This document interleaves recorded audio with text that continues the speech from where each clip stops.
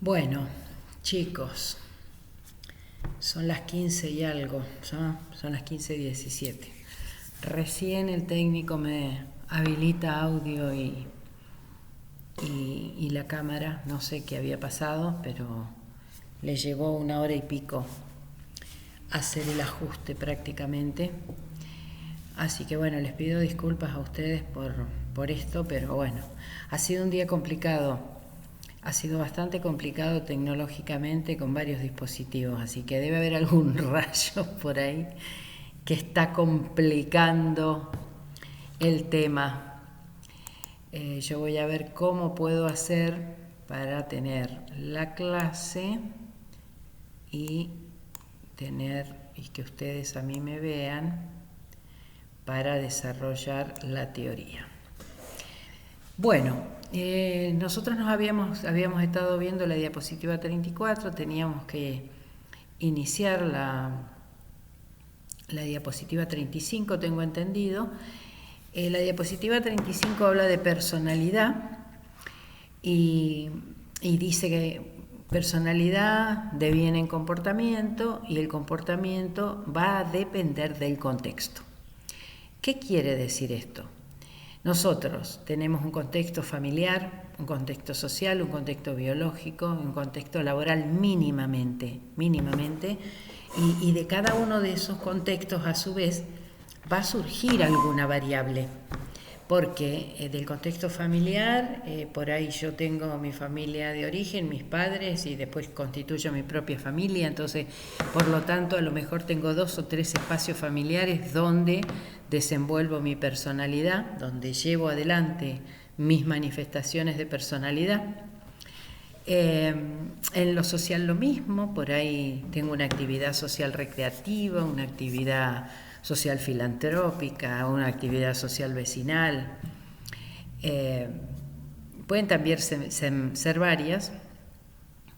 En lo biológico es todo lo que me conlleva a mí en mi personalidad, mi biología, mi ser biológico sería, ¿no? Esto de estatura, color de ojos, voz, manera de vestirme, qué me pasa a mí con mi cuerpo, si mi cuerpo es sano, si tengo enfermedades, si tengo limitaciones físicas o no las tengo, qué sé yo.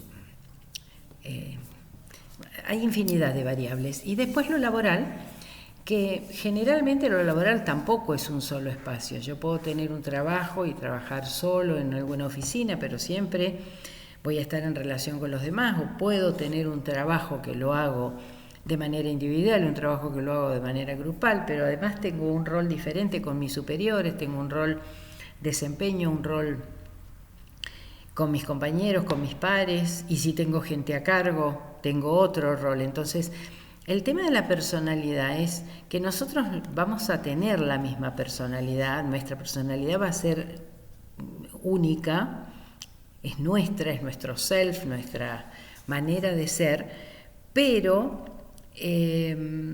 según el contexto, según el espacio y las funciones que cumplamos en ese determinado espacio, es donde vamos a adecuar, a ayornar nuestra manera particular de ser. Porque esto, si ustedes lo ponen en práctica, o sea, lo observan, no lo ponen en práctica, lo observan, ustedes van a ver que con el grupo de amigos ustedes se manifiestan de una manera distinta a lo que lo hacen con sus padres o sus parejas o sus hijos o sus compañeros de trabajo o sus jefes. Entonces, el contexto lo que va a hacer es obligarme a readecuar eso que yo soy y ponerme el traje, digo yo, ¿no? Ponerme el disfraz de esa determinada situación. La palabra personalidad viene, o sea, estas investigaciones psicológicas no tienen demasiados años, tienen los años que tendrá la psicología, y siempre los humanos hemos buscado la manera de tipificar, de encontrar cosas en común y decir, bueno, esto es lo otro. Entonces hay distintas teorías sobre temperamento, sobre personalidad humana y bueno, nosotros vamos a mencionar acá solamente dos y vamos a partir de la que se le adjudica a Aristóteles, porque algunos estudiosos dicen que no es de Aristóteles, esto que tiene que ver con los temperamentos y los fluidos que circulan en el cuerpo del humano a diario, constantemente, segundo a segundo. Pero pongámosle que sea Aristóteles a quien se le adjudica la teoría de los fluidos. Nosotros tenemos sangre, tenemos linfa, que es nuestro retorno endovenoso, tenemos bilis, que es lo que nos permite digerir los alimentos en el hígado, y tenemos lo que Aristóteles llamaba atrabilis o bilis negra, que es el sistema nervioso. Entonces, de acuerdo a esa teoría, hay sanguíneos, hay coléricos, hay flemáticos y hay melancólicos. Ahora lo vamos a ver, pero quiero volver un poquito sobre eso. La palabra personalidad viene del latín personare.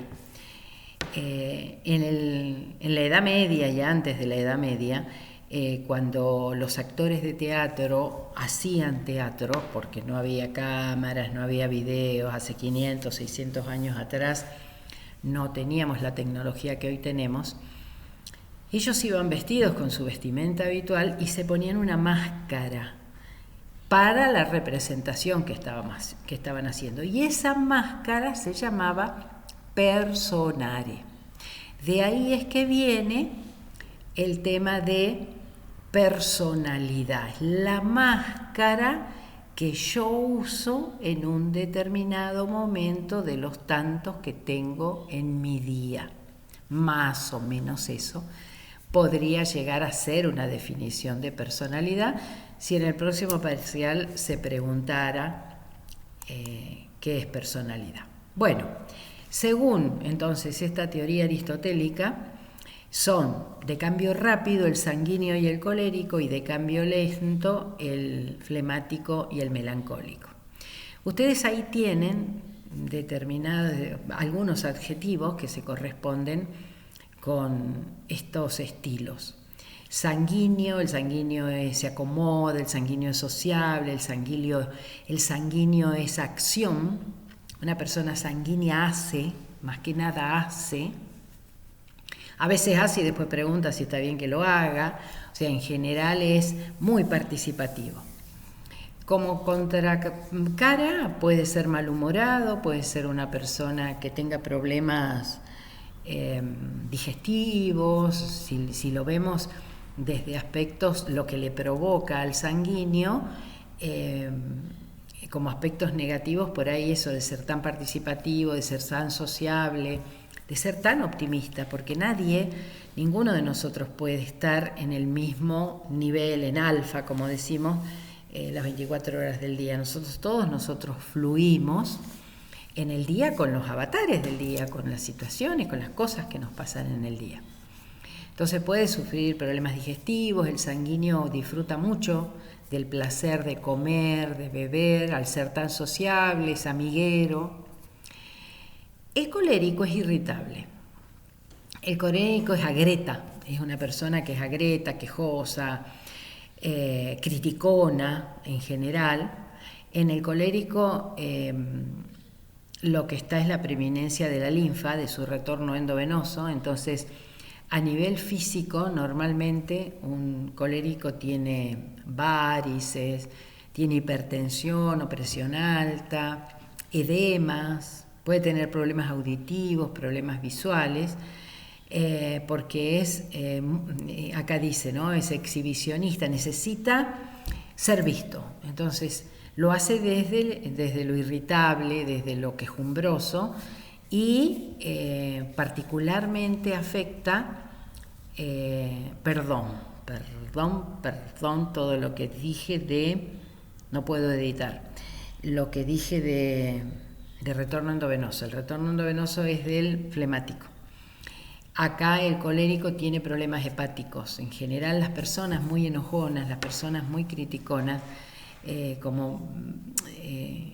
digieren mal los alimentos y eso los hace agretas. Y son agretas, son personas que generalmente tienen gestos en la cara, gestos agrios o son muy serios, pero con un ceño fruncido y van a tener como dificultades que a lo mejor come una galletita y le cae mal una galletita. El colérico, o sea, en el colérico, perdón, está la bilis, ¿sí? La bilis que nos ayuda a digerir alimentos y emociones. El flemático está con una preeminencia de la linfa, o sea, del retorno endovenoso, por lo tanto es una persona que la vemos súper tranquila siempre. Al flemático es fácil de detectar, de ver, porque vos le decís, ¿estás bien? Sí, estoy bien. ¿Estás contento? Sí, estoy contento. ¿Estás triste? Sí, estoy triste. Entonces vos decís, qué tranquila que es esta persona. El flemático en general le aplicamos tranquilidad, es súper controlado, es súper responsable, es una persona que necesita también ser vista. Entonces, ¿es tranquilo? No, es reprimido. El flemático de estos 4 tipos, yo diría, sí, lo dice Noemí esto, ¿no? Es como que está encerrado dentro de un cuerpo que no puede liberar esa, qué bien, qué contento que estoy o qué enojado que estoy, ¿no? Es como que no puede salir a manifestar sus emociones, entonces es súper controlado y parece tranquilo, pero en el fondo es alguien reprimido. Y el más difícil de todos es el melancólico, porque el melancólico está casi en un umbral de tristeza. No es tristeza lo que tiene. La melancolía lo hace ser, bueno, sí, lo que vos digas, bueno, como vos quieras, pero está siempre como en un estadio, eso, de cuasi tristeza, ¿no? Es muy serio. A ver, quiero ampliar para ver qué otra cosa decía. A ver cómo amplío el power. Preocupado, pensativo, se lo ve infeliz, ¿sí? Al flemático, al melancólico en general, lo vemos como alguien que es infeliz. Y es una manera de ser difícil porque la psicología dice que es casi imposible salir de la melancolía. Los otros estados de sanguíneo, colérico y flemático, de hecho, hasta muchas veces son situacionales. Esto no quiere decir que a mí no me circule la linfa o la bilis porque soy sanguíneo. Esto tampoco es absoluto. En ninguna personalidad hay absolutos. Una persona puede tener una prioridad de ser sanguíneo, pero volverse colérico, tener una pataleta al hígado por haber digerido una emoción una emoción que no pudo resolver y tener estadios de colérico y forzar un flemático en alguna situación en la que realmente no sabe cómo actuar, entonces se presenta como flemático. Un flemático también en algún momento puede ser sanguíneo, es más difícil, pero puede serlo, en alguna situación en la que nos sorprende con un arranque emotivo, con besos, con abrazos, con alegría, en alguna situación concreta que amerita la alegría o de tristeza. A mí me ha pasado ver flemáticos que han perdido un ser muy, muy cercano y muy querido, y yo por ahí puedo hablar de mi papá, ¿no? Mi papá le costaba mucho ser sanguíneo, él era sanguíneo cuando se enojaba, pero creo que mi papá, haciendo el análisis así para ustedes, era flemático. Yo recuerdo la muerte de un primo que él amaba como su hijo porque él lo crió, y yo haber llegado a mi casa y verlo a mi papá comiendo, sentado en la mesa, apesadumbrado, se lo veía muy apesadumbrado, en una actitud corporal que no era habitual en él. Entonces le pregunto a mi mamá, ¿qué le pasa? Murió tu primo, me dijo mi mamá. ¿Y saben cómo mi papá demostró el duelo de la muerte de su sobrino hijo? Con una úlcera estomacal. A los 2 meses mi papá tuvo una hemorragia estomacal y una úlcera, o sea, se lo comió todo. Eso hace el flemático, se lo come todo, porque el colérico, al ser gruñón, lo suelta desde el ser gruñón, desde el ser exhibicionista, decía acá estoy yo, y lo hace desde el gruñido. El sanguíneo también, siendo sociable, habla con uno, habla con otro, pero el flemático no puede y se lo come. Y después tiene eso, el flemático tiene presión alta, puede tener varices porque tiene un retorno endovenoso lento, puede tener edemas por la misma razón, en pies, en manos, puede tener problemas auditivos, visuales. En el caso de mi papá, él lógicamente fue perdiendo la vista porque murió muy grande, pero él era incapaz, era una persona muy amorosa y muy cariñosa, muy demostrativa del afecto, al menos con sus hijas, pero la cosa que era dolorosa se la comía él solo. Entonces el flemático en general uno lo ve tranquilo y lo ve controlado y dice, qué tranquila es esta persona, y es alguien que reprime. Y bueno, vuelvo al melancólico, ¿no? La psicología dice que es muy difícil volver de la melancolía. Esto que yo les decía, podemos, en general, en los otros 3 estilos, si seamos flemáticos, coléricos o sanguíneos, podemos variar según las circunstancias. Pero en la melancolía es bastante difícil, es más fácil que por ahí tengamos eventos, siendo sanguíneos, siendo coléricos o siendo flemáticos, tengamos eventos de tristeza, pero raramente de melancolía. La melancolía es difícil de resolver. Bueno, y la otra tipología que se le asigna a Sheldon, que es la diapositiva 37, Sheldon, psicólogo, psicosociólogo, la verdad que no sé. En algún libro se lo menciona, él decía que la personalidad tenía que ver con el soma, decía él, ¿no? Con las características físicas. Entonces él decía endomorfo o picnic a las personas con obesidad o con sobrepeso, a las personas de cuerpo redondeado. También les decía Sancho Panza a esas personalidades. Mesomorfo, aquellas personas o atléticos, los llamaba atléticos, esas personas que tienen un cuerpo armonioso, un cuerpo delgado y armonioso, un cuerpo sin exceso de peso. Y vamos a agrandarla porque no alcanzo a ver qué dice. Y ectomorfo, con predominio, los ectomorfos serían las personas, esas que están nerviosas, que hablan todo el tiempo, que se mueven todo el tiempo, que les cuesta estar sentados en un lugar.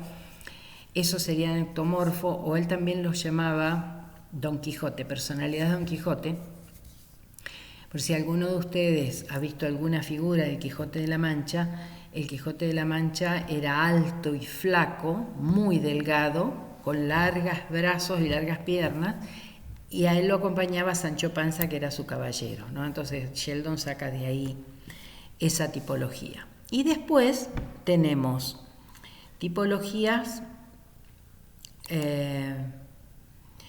los ciclotímicos. Yo les he hablado de los ambivalentes.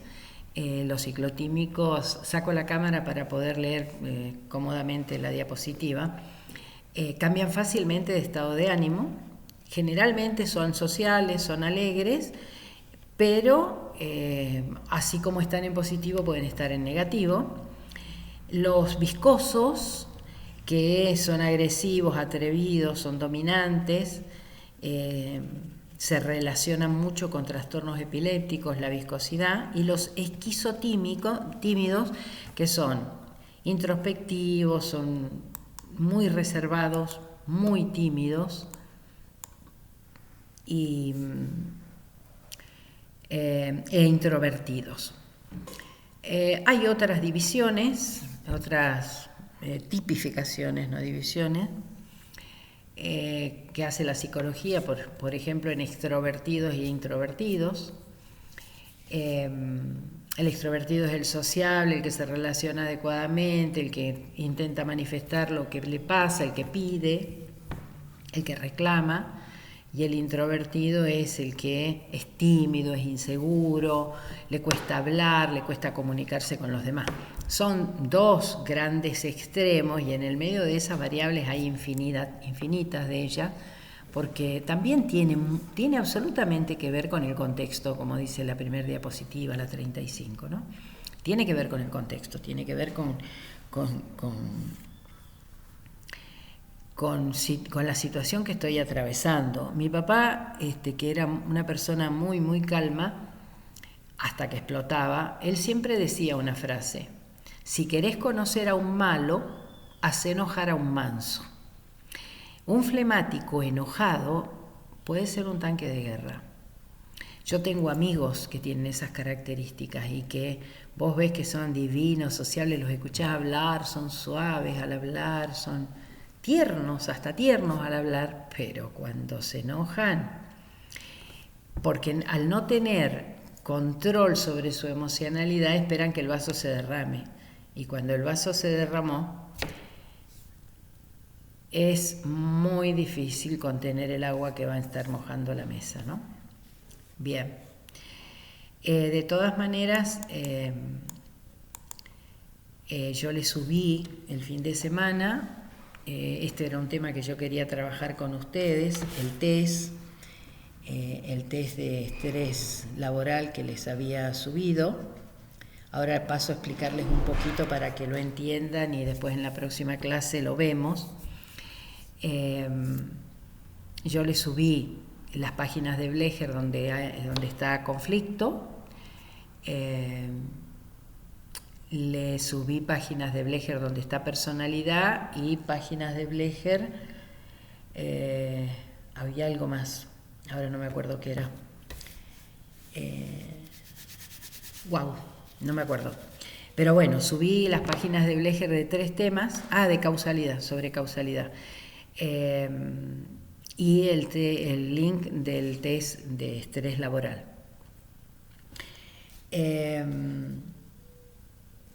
Iba a decir algo más antes de hablar del tema del estrés. Bueno, tengo así como tuve los dispositivos hoy, así tengo más o menos la cabeza un poquito confundida. Yo les había dicho a ustedes que hicieran captura de pantalla del resultado del test.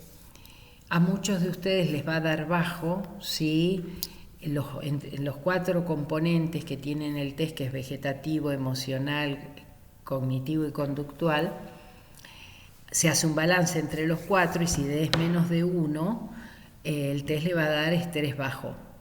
Pero hay que mirar cada uno en qué número está cada uno de esos 4 estadios. Si ustedes en el vegetativo, que es lo que tiene que ver con cómo siento mi cuerpo, cómo llevo adelante mi cuerpo, mi biología, les da cerca de 1 o más de 1, es porque ustedes a nivel de su cuerpo están reprimiendo situaciones y las están poniendo en alguna parte de su cuerpo, ¿sí? Una de las chicas del grupo de la mañana le dio 2,43 el vegetativo.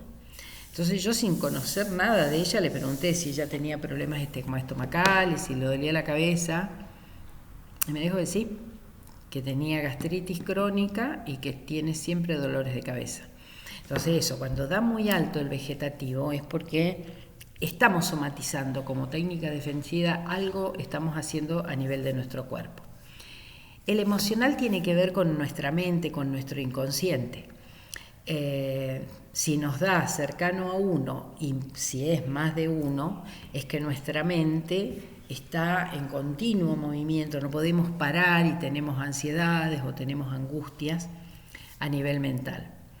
El cognitivo tiene que ver con lo nuevo, con los aprendizajes en general. Me pasó ver en el grupo de la mañana que varios de los que bajaron los puntajes tenían alto el cognitivo y algunos remitieron estar muy preocupados por los exámenes, preocupados porque no están entendiendo algunos temas, preocupados porque las profesoras son muy estrictas, o los profesores, ¿no? Son muy estrictos y hay cosas que les parecen que son excesivas. Entonces todo lo cognitivo tiene que ver con que yo siento, cuando es muy alto el estrés, siento que tengo incapacidades a nivel acá de aprender sobre todo, ¿no? Y el conductual tiene que ver con mis relaciones con los demás. Si tengo cercano a 1 y aún si paso 1 más alto que vaya de 1, es porque estoy teniendo dificultades en las relaciones, porque a lo mejor llego cansado a casa y tengo 3 niños que atender y me desborda esa situación, o porque me llevo mal con mi pareja, o porque me llevo mal con mis compañeros, o porque, no sé, temas que tengan que ver con lo relacional, y si es alto es porque estamos teniendo dificultades en las relaciones con los demás. Eso es para que vean sus test y el próximo viernes, si alguno de ustedes quiere, lo charlamos puntualmente. Bueno, la diapositiva que sigue es sería como un resumen, o como, yo no sé si se entiende esto, es una teoría de un pedagogo que se llama Edgar Dale, y simplemente es a los fines de ilustrar que con respecto al aprendizaje, si nosotros somos pasivos, esto que pasa con muchos de ustedes, al menos en mis clases, que muchos de ustedes no prenden nunca su micrófono, que muchos de ustedes nunca ameritan dudas, manifiestan no entender alguna cosa, sino que bueno, están en la inercia de la clase. En general, cuando somos pasivos en el aprendizaje, cuando no hay un ida y vuelta, con muchísima suerte podemos llegar a retener el 50%, pero de lo que leemos el 10%, de lo que oímos el 20%, de lo que vemos el 30%, pero para eso tienen que haber actividades como ver una película, ver un video, alguna dinámica que se pueda hacer. Ahora en lo virtual es bastante difícil hacer dinámicas. Si uno tiene una participación pasiva, pero el docente aporta algo que tenga que ver con lo visual sobre todo, ahí se puede con suerte llegar a guardar hasta el 50% de lo oído y de lo leído y de lo visto. Pero si somos activos en el aprendizaje, que es esto que me gusta a mí, que a mí me retroalimenta, porque a mí me aburre muchísimo estar hablando como estoy ahora y no teniendo el ida y vuelta de ustedes, me aburre muchísimo, por eso me verán que me muevo todo el tiempo, porque estoy incómoda en la silla, teniendo que hacer esto unilateralmente. Si hay participación, podemos llegar a retener hasta el 90% de lo visto, lo leído y lo escuchado. Entonces, es verdaderamente muy importante para ustedes que sean participativos, que ustedes pregunten, que no se queden con dudas, aunque consideren que es la pavada más grande del mundo. Si para ustedes fue una duda, esa duda debe ser evacuada. Porque si no es evacuada, esa duda va a ser un obstáculo para seguir entendiendo para adelante. Entonces, muchos de ustedes estudian de memoria, entonces saben los temas para el examen y después el cerebro, como estudiamos de memoria, nos queda el 10%, después no se van a acordar de conceptos. Estas cosas que yo las veo en mi materia, que es comportamental. De pronto vimos en el primer parcial las manifestaciones no verbal, verbal y paraverbal, y hago la misma pregunta en el final y no saben contestar, y en el primer parcial lo contestaron. ¿Por qué? Porque se estudia de memoria, esa es la prueba. O se copia y pega, que es lamentable copiar y pegar, y que hoy esta manera virtual nos lo permite, porque no aprendo nada si copio y pego. Es muy importante la reflexión, y eso sería una actividad participativa. A ver, ¿qué entendí de lo que estoy leyendo? Y bajar eso en el examen o bajar eso en la participación en clase. Yo entendí tal cosa, ¿es así? ¿Está bien lo que yo entendí? Entonces eso va a quedar, voy a comprender, porque ustedes todos entienden lo que se está diciendo. Pero si yo no lo elaboro, si yo no lo reflexiono, si no lo hago parte de mi cerebro, nunca lo voy a comprender, porque comprender es iluminar algunas conexiones de neuronas, y eso que comprendo no lo voy a olvidar nunca más. Esa es la diferencia entre entender y comprender. Todos entendemos, porque todos somos intelectivamente normales, pero para comprender yo necesito hacer un proceso de reflexión. Yo necesito decir, esto querrá decir tal o cual cosa, y plasmarlo o compartirlo. Ahí es donde hay un aprendizaje activo. Fíjense que la diapositiva dice pasivo, el costado de la derecha, y activo. El 90%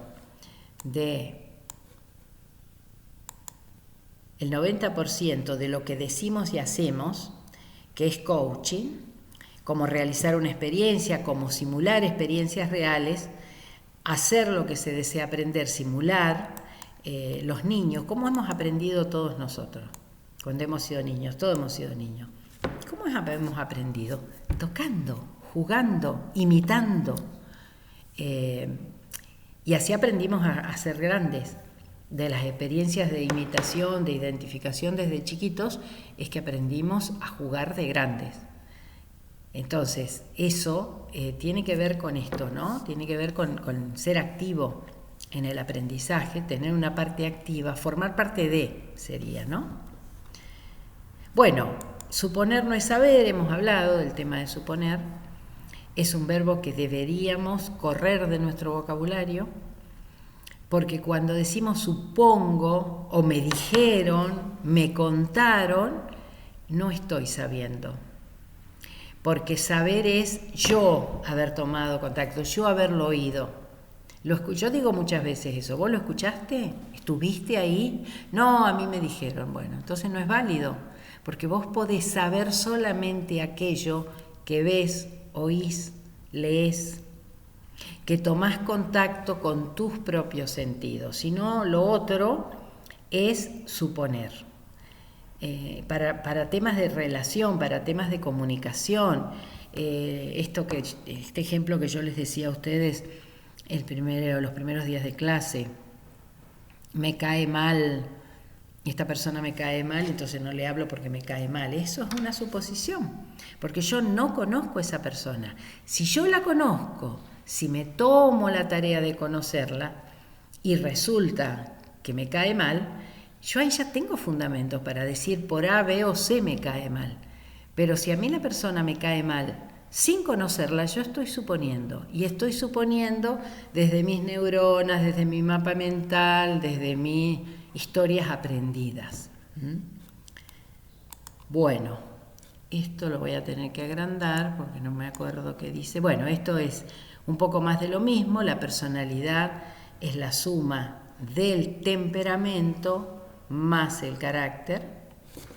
Todos tenemos eso, y acá esto sería un poco más de lo mismo. Hay una carga genética en el temperamento, hay, a ver, ¿qué dicen el del medio? Aspectos congénitos y carga genética, más las experiencias infantiles, son las que van a constituir nuestra personalidad. Y acá hay otro tema que forma parte también de nuestro bagaje cultural, de nuestro bagaje de personalidad, perdón, y que tiene que ver con el sistema social y el sistema cultural donde nosotros nos desarrollamos. Fíjense que en esta diapositiva ustedes tienen 3 círculos que hacen contacto, que se juntan en alguna parte el uno con el otro. Entonces mi personalidad va a estar, sobre todo desde chico, lo que aprendo desde niño, va a estar impregnado de la cultura donde crecí y del marco social, legal, de valores, de leyes que tenga ese lugar donde crecí. Eso va a darle a mi personalidad un tinte muy particular, y ese sí va a estar en común con personas, con las personas con las que crecemos, ¿no? Por ejemplo, el tema de los idiomas, ¿no? Un niño que aprende desde antes de los 7 años, que vive, pongámosle que los padres son argentinos y se van a vivir a Alemania o al Congo, qué sé yo, cualquier país, ese niño va a ser bilingüe, porque en esa etapa, hasta los 7, 8 años, es donde somos permeables por la iluminación de capas de nuestro cerebro a adquirir, sobre todo el tema de los idiomas. Entonces, todos nosotros, cuando vayamos a aprender un idioma de grandes, nos va a costar un esfuerzo cognitivo importante y nunca vamos a ser bilingües. Va a ser bilingüe el niño que está en contacto con 2 o 3 idiomas desde pequeño, porque lo incorpora por un proceso de identificación, por un proceso de imitación, y va a poder manejar tranquilamente esos idiomas de los lugares a donde haya estado de chiquito. Entonces eso es un ejemplo, ¿no? En ese contacto que tienen los 3 sistemas, ahí yo me impregno de formas de pensar, de creencias, de maneras, de modos, no sé, que tengan que ver con comidas, con hábitos, con tonadas en la cultura y con un marco legal, un marco de valores que no los voy a olvidar nunca. Los voy a llevar conmigo a donde vaya. Si bien después hay todo un proceso de transculturación, cuando nosotros migramos a otros lugares, nos transculturamos, o sea, adquirimos hábitos, costumbres de la cultura para poder integrarnos a esa nueva cultura. Nosotros vamos a adquirir, vamos a tomar características de esa cultura y vamos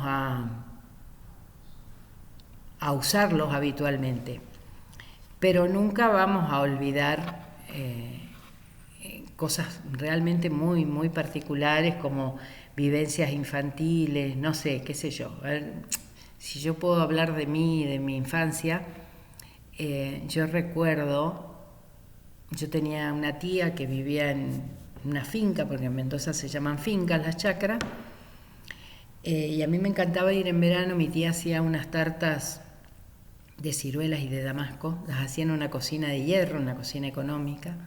Nunca jamás en mi vida yo volví a tener esos sabores en el paladar. Sí, como tarta de ciruela o tarta de damasco, pero nunca más. Y sigo buscando, ¿no? En el recuerdo, en eso que le queda colgado a uno, en la personalidad, en este contacto acá, yo sigo buscando esos sabores como los de fideos caseros que esa tía hacía cortado a cuchillo. Y nunca más mi paladar volvió a encontrarse con esos sabores con los que se encontraba cuando era niña. Sí me gustan las tartas, sí me gustan los fideos caseros que hacen otras personas, pero ese sabor que quedó impregnado no, nunca más lo volví a encontrar, porque es único, porque es de esa persona y es la particularidad de esa costumbre, ¿no? De esas cosas que uno incorporó y que son totalmente irrepetibles para todos nosotros. Bueno, las fuentes de nuestras creencias, porque cada uno de nosotros cree lo que cree en el marco cultural y social donde crece, donde se desarrolla. Hay creencias que son globales, que son macro creencias, que tienen que ver con la cosmovisión del país, del lugar donde nosotros nos desarrollamos. Hay creencias que tienen que ver con las tradiciones de ese país y hay creencias que tienen que ver con los grupos a los que pertenecemos. Y después va a haber creencias que tienen que ver en lo individual, ¿no? En cómo tomamos personal y únicamente cada uno de nosotros esas creencias y qué capacidades vamos a desarrollar con esos valores, con esas creencias y cómo las vamos a poner en juego en determinados y particulares contextos cuando vayamos a ellos, a otros espacios, a desarrollarnos. Bueno, acá yo voy a hacer un corte.